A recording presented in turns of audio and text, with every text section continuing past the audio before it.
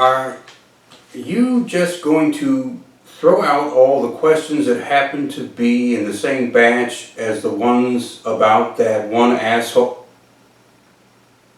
about that one punk rocker?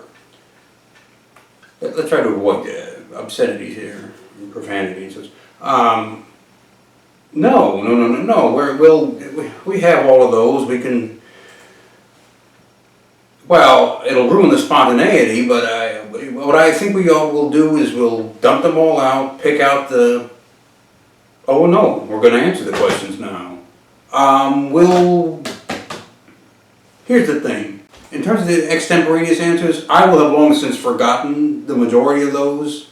So we'll just give it a little while, and then occasionally we'll just reach in to that envelope, and the old envelope we were using last year instead of recycling all of these are much easier. But yeah, we'll just we'll get to your questions. We're not just going to throw them away. Why didn't you do an editorial about Charlie Kirk? Oh, the kid that was, well, first of all, until after the fact, I didn't even know who that was. There's not a whole lot I can add to any of that. We've spoken about assassinations before, going all the way back to the countdown to the election, and that on occasion those are a political expediency. Regrettably, but in the arena of politics, even when it pertains to someone who wasn't even an office holder, such can happen, such does happen. What is unique about this kid is that, to my recollection, looking back over recent years, apart from George Wallace, in about 1972, the unfortunately named Independent Party, I believe it was, he and General LeMay were running on a segregationist ticket. Apart from him, remember he was out in the crowd shaking hands, and the kid came up, I think, behind him and shot him.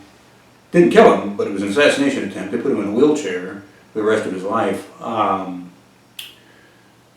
also changed his life in other ways. Apart from that one example, it's very interesting, it's very significant to note,